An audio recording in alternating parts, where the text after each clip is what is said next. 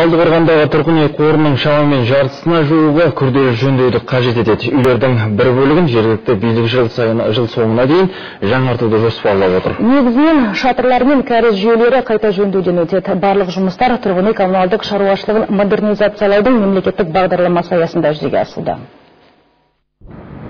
Талдықорғанда 600-ге жуық көп пәтерлі үй бар. Оның 136-ның шатырын дұрыстау қажет. Тағы 210-ы аздап апатты жағдайдағы үйлер. Оларға басқа жөндеу жұмыстары керек. Қаратал ықшам ауданындағы мына үйдің жөндеу көрмегеніне ширек ғасыр болыпты.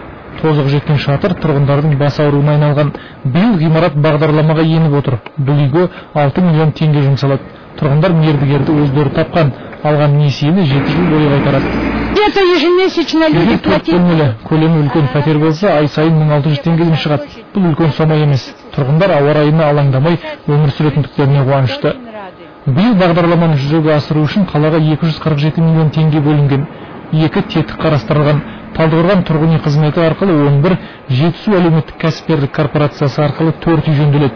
Ал сметалық құжаттарды түзету мен қаражатты үнемдеудің нәтижесінде биыл тағы 8 көп пәтерлі үйді жөндеуге мүмкіндік туып отыр. Бұдан бөлек жергілікті бюджеттен 5 ауланы абаттандырып, оларға жол салуға да қаражат бөлінген. Келесі жылы тағы 20 ауланы сәулеттендіру жоспарлануда. Мемлекеттік бағдарламаның іске асуын қадағалайтын 15 партиялық бекет құрылды. Олардың басты мақсаты қаражатты тиімді, жұмыстың сапалы орындалуын бақылау. Ең бастысы еңбек қауіпсіздігін қадағалау.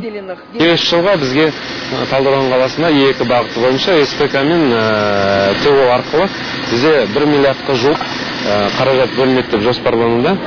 Біздің жоспарымыз бойынша 90-100 үйді толығымен күрделі жөндеу жұмыстарын бастаймыз деп жоспарлануда.